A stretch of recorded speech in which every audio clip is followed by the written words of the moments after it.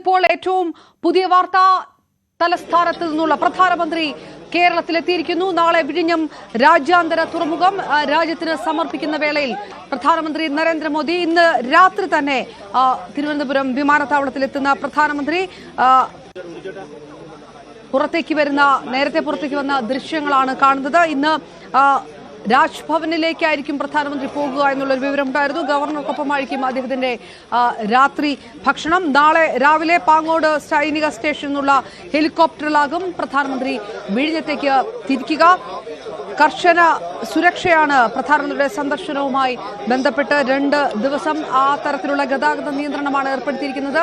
അജ്ഞാത ഭീഷണികൾ പല ഭാഗങ്ങളിൽ നിന്ന് വരുന്ന ഒരു സാഹചര്യം കൂടി കണക്കെടുത്ത് ഒട്ടും വീഴ്ചയില്ലാത്ത തരത്തിലുള്ള ഒരു സുരക്ഷയിലേക്ക് കടക്കുകയാണ് എന്നുകൂടിയാണ് പോലീസ് വൃത്തങ്ങൾ പറയുന്നത്. ഇന്ന് ഉച്ച തൊട്ട് നാളെ ഉച്ചവരെ ഗതാഗത നിയന്ത്രണം പല ഭാഗങ്ങളിൽ ഏർപ്പെടുത്തിയിരിക്കുന്നു.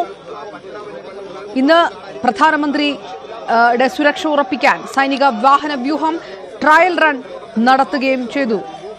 വി അരുൺ വിവരങ്ങളുമായി എത്തുന്നു. അരുൺ, എപ്പോഴാണ് പ്രധാനമന്ത്രി തിരുവനന്തപുരം വിമാനത്താവളത്തിലെത്തിയത്? നേരെ എങ്ങോട്ടേക്കാണ് അദ്ദേഹം കടക്കുന്നത്? രാജ്ഭവനിൽ ഗവർണർക്കൊപ്പമായിരിക്കും അദ്ദേഹം വൈകിട്ട് ഭക്ഷണം എന്നുള്ള വിവരങ്ങൾ ഉണ്ടായിരുന്നു. അങ്ങനെ തന്നെയാണോ? ഏത് തരത്തിലാണ് കാര്യപരിപാടികൾ നാളെ വിഴിഞ്ഞം തുറമുഖത്തേക്ക് എത്തുന്നതിന് മുൻപ്?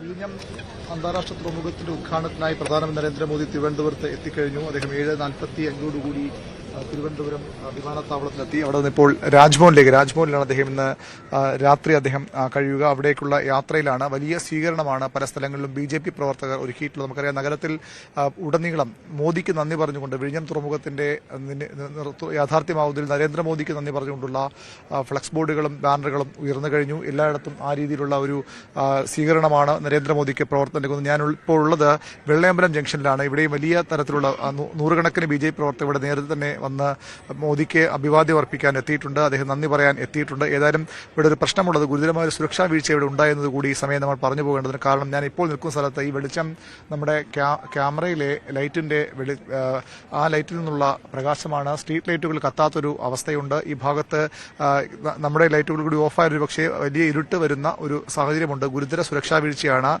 എന്ന് സ്വാഭാവികമായി പറയേണ്ടി വരും. കാരണം പ്രധാനമന്ത്രി കടന്നുപോകുന്ന വഴിയാണ്. പ്രധാനമന്ത്രി രാത്രി പാർക്കുന്ന രാജ്ഭവനിൽ നിന്ന് ഏതാനും 100-200 മീറ്റർ മാത്രം അകലെയുള്ള സ്ഥലമാണ്. അവിടെയാണ് ഇത്തരത്തിൽ ഒരു പ്രദേശമാകെ ഇരുട്ടിലാവുന്ന അവസ്ഥയിലേക്ക് കാര്യങ്ങൾ. വലിയ പ്രതിഷേധം ഇതുമായി ബന്ധപ്പെട്ട് BJP പ്രവർത്തകർ ഇവിടെ ഉയർത്തിയിരുന്നു. BJPയുടെ ശക്തമായ പ്രതിഷേധമുണ്ടായിരുന്നു. BJP നേതാക്കളടക്കമുള്ളവരുടെ ഉണ്ട്. എന്താണ് ഈ ഒരു